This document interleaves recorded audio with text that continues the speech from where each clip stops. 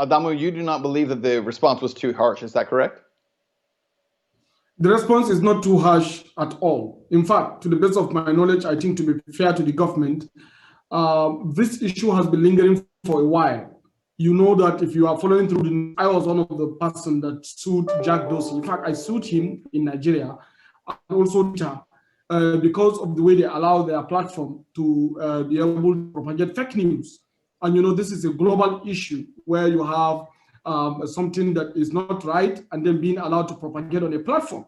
And I understand platform technology. I'm a tech person myself, and I know that platform technology generally is designed to encourage good behavior and discourage bad behavior. And that is why you must create a governance model that ensure freedom of expression while also respecting, accepting some responsibility and also taking some obligations. So to the best of my knowledge, the way Twitter operates in Nigeria is somewhat like unfair to us, because they may, in their country, allow or not allow such kind of issues to happen, especially when you look at what happened to President Donald Trump, the former president of the United States, when he was openly supporting the insurrectionists. They went ahead and, in fact, not just suspended, but completely removed his account on their platform. Meanwhile, in Nigeria, we have crises where burnings and killings are happening as a result of the fake news circulating on the Twitter platform. They did nothing. So I want to clarify the fact that what Nigerian government did was not really some aspect of control. Nigeria did not ban Twitter, for instance, like as the case may be. Nigeria actually suspended Twitter and asked them to come and regularize, let them pass through the window of regulation. And you know that when a platform is operating in a black market on a country's internet space where they can do whatever they want without any consequences of obligation, then we are not trying to produce a very healthy, peaceful, and stable society. So, you know, in Nigeria, then when Twitter was operating and allowing this kind of fake news, there were a lot of killings, especially in some parts of the country as a result of the issue that is passing over Twitter. As soon as Twitter is suspended from operation in Nigeria, we don't have such things. So there must be some obligations for any person who decided to act, you know, on the public fora when there is crisis that is, of course, supposedly perpetrated by the same platform. And I can tell you again that as Fisayo said that because the tweet of the president was reported, that was why it was deleted. I think that completely violates the principle of operations of platform. You can decide to take down content that violate your rules, but you cannot take down content of an individual because of so much report, except if you're a political party. You know, if you want to say that because there is a majority that is responding to a tweet of the president in his own country, that means you are trying to dabble into political affairs of that country.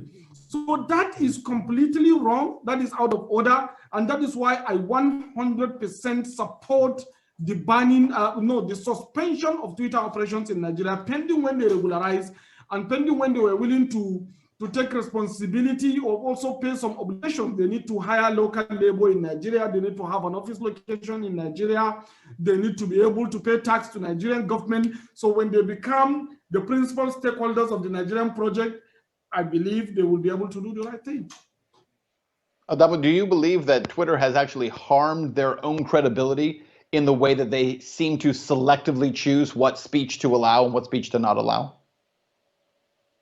Absolutely. Twitter is not, to the best of my knowledge, like the experience we have in Nigeria. Twitter is more of an insurrectionist tool to the criminal gangs that have been proscribed in Nigeria to be able to perpetrate their evil. This clearly questions the credibility of the platform. If you claim to be a free speech platform, then you should allow people to say what they want to say, provided it does not violate other people's right to exist.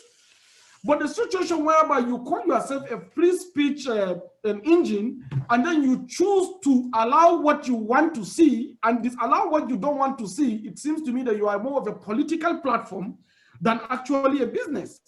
And that is capable of breaking down law and order in a country that has so much problem across the regions in Nigeria. So to the best of my knowledge, what Twitter is doing is questioning its credibility to exist as either, I don't know whether it's a media organization or it's a technology company. I really don't know. I really cannot say any of such, but I know that what Twitter is doing question the credibility of the platform to exist freely, neutrally in a democratic society. And therefore, the call for regulation of Twitter, like it is done all over the world, we've seen in India, so many countries, we've seen so many times when even Twitter and all these big tech were summoned by the United States Congress to come and defend themselves or explain some actions that they have taken that seemingly violate the freedom that they try to advocate or they claim to be advocating. Then I believe governments need to really take very serious review of Twitter operations, else they will cede their sovereignty to Twitter. Yeah. Where you have president of all countries to be Jack Dorsey, he is the judge, he's the court, he's also like the parliament, because that's what happened. Sure. Faisal, let me just ask you this. Based on that, what is your view of this? If Twitter is truly a platform, are they making a mistake by not simply being a platform, but acting? In the United States, we have a lot of debate over the issue and the difference between being a